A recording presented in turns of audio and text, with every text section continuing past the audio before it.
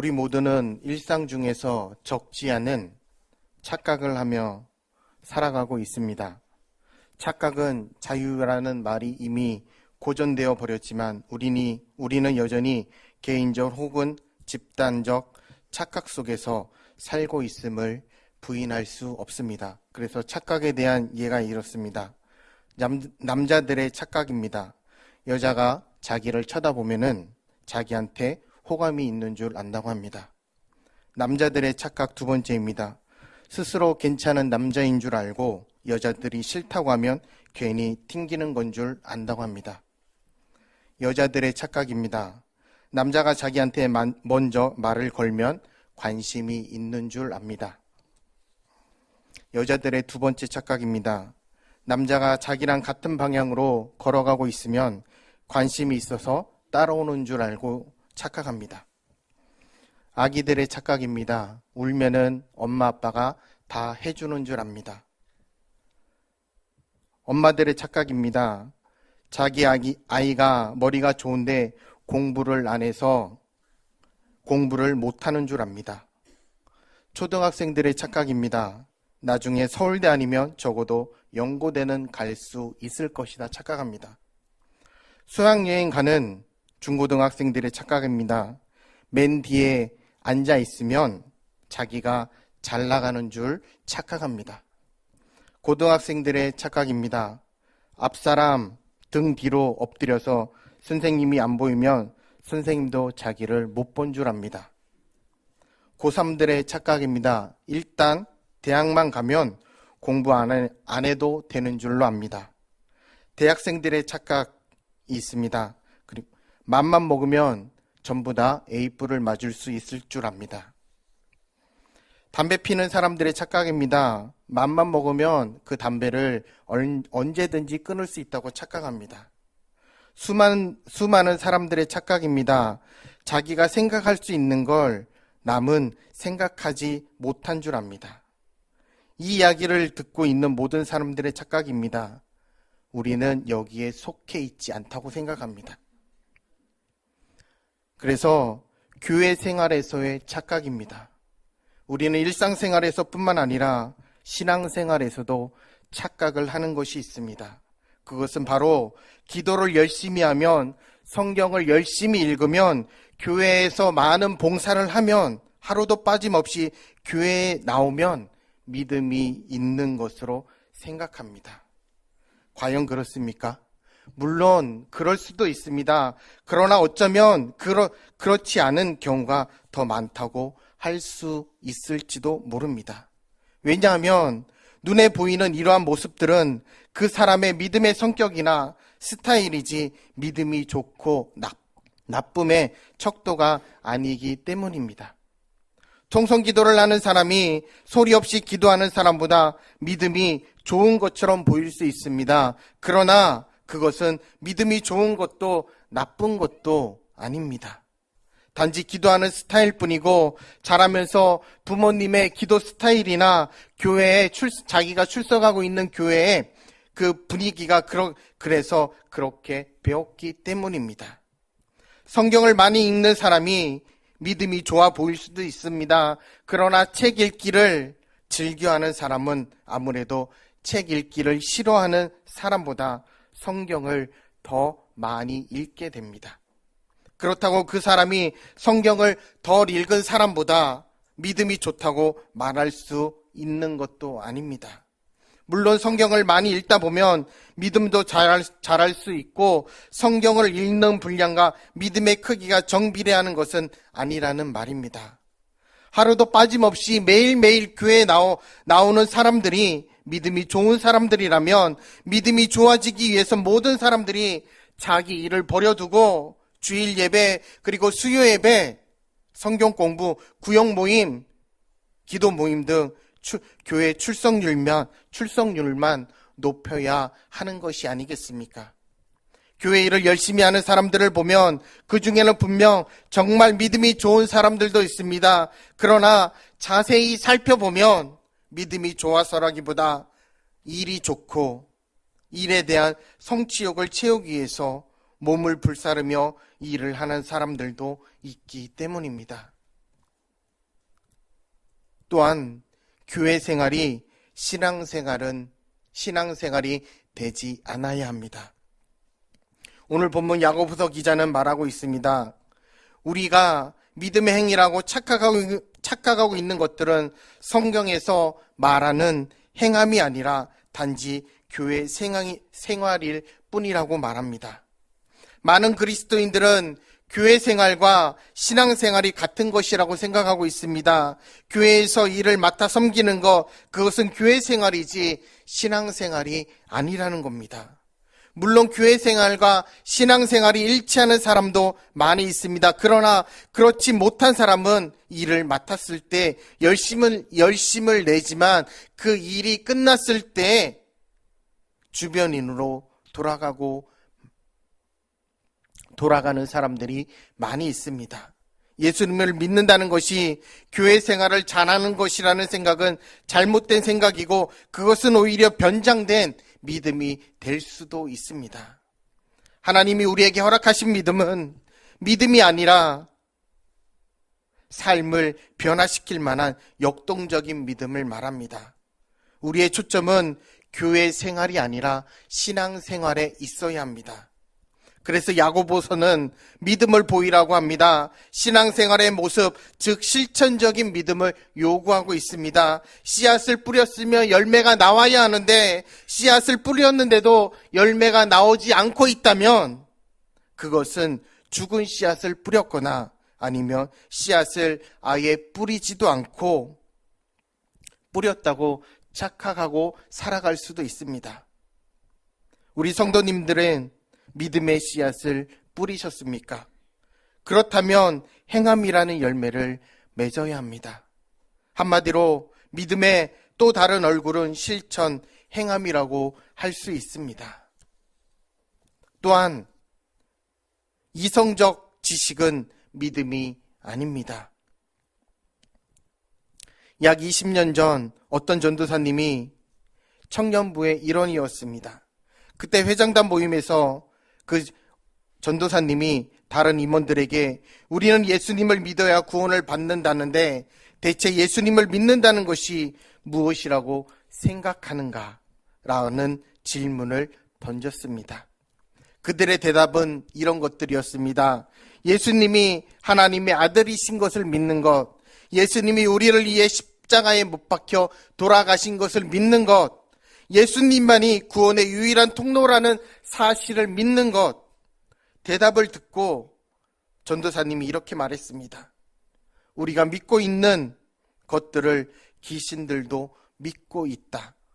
그렇다면 귀신들도 구원받는가? 지금 우리 청년들에게 우리 성도님들에게 다시 묻고 싶습니다.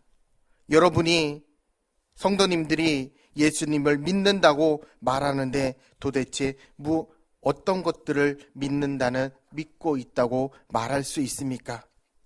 오늘 본문에 보면 내가 하나님은 한 분이신 줄 믿느냐? 잘하는도다. 귀신들도 믿고 떠나느니라고 되어 있습니다. 성도님들의 믿음과 귀신들의 믿음이 동일한 것입니다.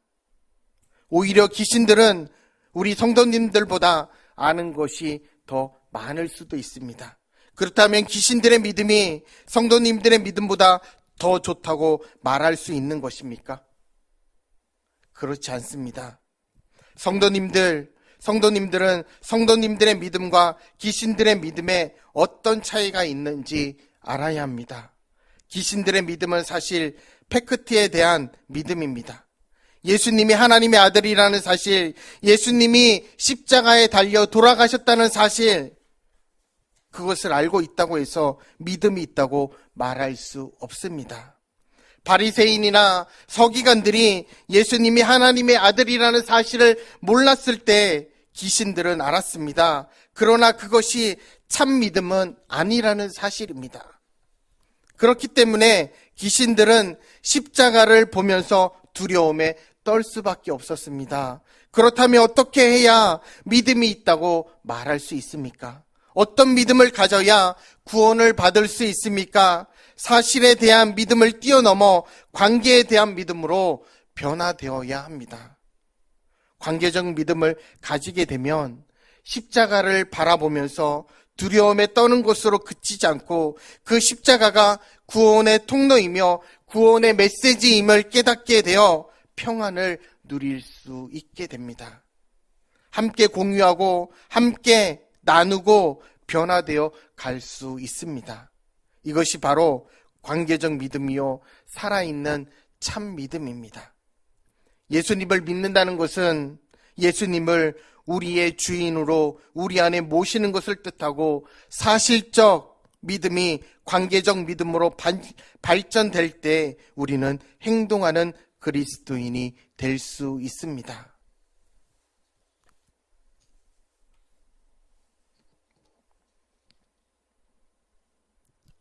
참 믿음, 행해진 믿음입니다. 창세기 15장 6절 말씀 한번 찾아보겠습니다.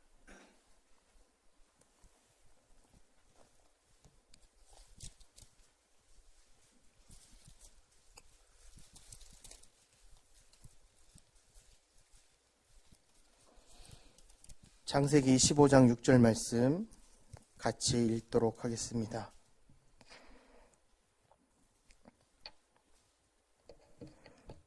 창세기 15장 6절 말씀 같이 읽겠습니다.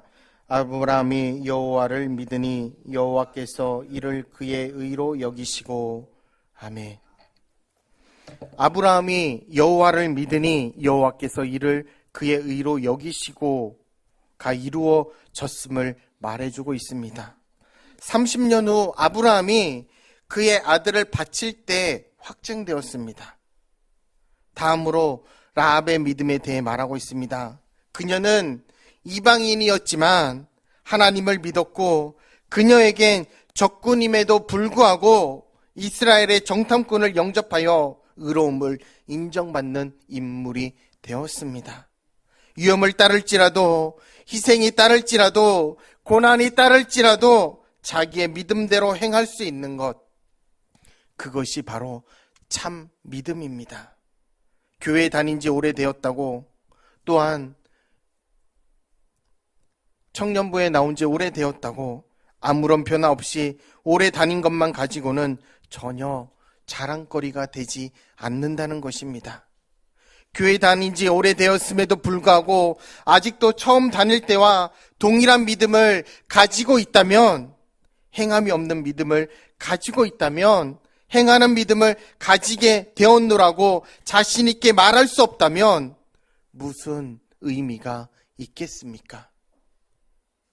나무를 심었다면 열매 맺음을 자랑해야 합니까? 열매 맺지 않은 나무를 심은 지 오래되었다는 이유만으로 자랑할 수 있으십니까? 나무의 의미는 열매를 맺는 데 있습니다. 누구는 누구를 위한 열매입니까? 나무의 열매는 나무를 위해 열리는 것이 아니라 남을 위해 열림으로 우리 믿음도 바로 남을 위한 행함으로 이어질 때 의미가 있습니다. 어느 고개사가 나이아가라 폭포에서 공중 줄타기를 하고 있었습니다. 외줄을 타고 이쪽 끝에서 저쪽 끝까지 건너기를 성공하고 나서 그는 청중에게 물었습니다. 제가 제 등에 아이를 업고 건널 수 있을 것 같습니까? 청중들은 믿는다면서 박수와 함께 환호했습니다. 그렇다면 여러분 중에서 한 분이 데리고 오신 아이를 제게 맡겨 주신다면 그 아이를 업고 이 줄을 타고 건너가겠습니다. 그 말을 듣고 아이를 맡기는 사람은 한 사람도 없었습니다. 이 청중들이 고개사를 믿었습니까? 믿는다고 말을 한 것뿐입니다.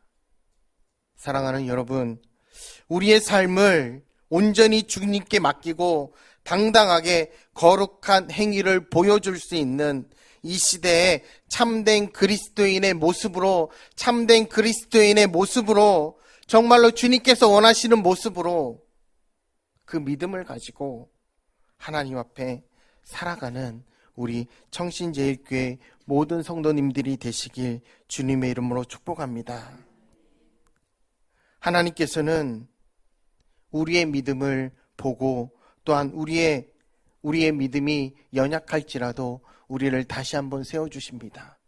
우리가 부족할지라도, 우리가 나에게는 그런 그릇이 안 된다 할지라도 하나님께서는 더 많은 축복을 주시기 위하여 우리에게 많은 어려움들도 주고, 또한 그것 때문에 우리가 좌절할 때도 있습니다. 하지만 좌절하는 것으로 끝나는 것이 아니라, 나는 할 수 없다고 하는 것이 아니라, 나는 그것을 감당할 수 없다고 말하는 것이 아니라, 하나님, 내가 다시 한번 주님의 말씀으로 나아가겠습니다.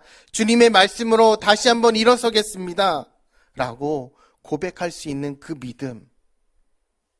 믿음을 오늘 야고보서 말씀을 통해 말씀하고 있습니다. 여러분들, 성도님들의 믿음을 정말로 뿌리셨다고 생각하십니까? 그렇다면 믿음의 열매들을 맺으시기 바랍니다. 많은 열매들을 맺어서 우리 교회가 가정이 더욱더 평안하고 행복하고 아름다운 믿음의 하나님께서 원하시는 가정으로 이끌어가고, 또한 교회에서 하나님께서 주신 믿음의 직분들을 잘 감당하고, 또 무엇보다도 하나님께서 원하시는 그 믿음의 신앙의 모습을 우리가 닮아가는 그런 믿음의 사람들이 되어야 하지 않겠습니까? 많은 열매들을 맺을 수 있는, 그래서 2018년도 이제 얼마 남지 않았습니다. 이제 한 달 동안 저희들이 이제 마무리하게 될 텐데, 마무리하시면서 여러분들이 2018년도에 결단했던 것들, 또한 하나님 앞에 고백했던 것들, 하나님 앞에 정말로 이렇게 하겠습니다라고 했지만 시간이 흐르면 흐를수록 우리가 나태해지고 그런 모습으로 살아가지 못했던 것들, 이 시간 하나님 앞에 온전히 내려놓고 다시 한번 그것을 위하여 기도하고 하나님의 영광을 나타내시기 바랍니다. 그럴 때 하나님께서 오늘 야고보서에서 말씀하신 것처럼 귀하게 이끌어 주시고, 또한 우리의 삶을 당당하게, 또한 거룩한 행위로, 또한 참된 그리스도인의 모습으로 세워 주실 줄로 믿습니다. 기도하시겠습니다.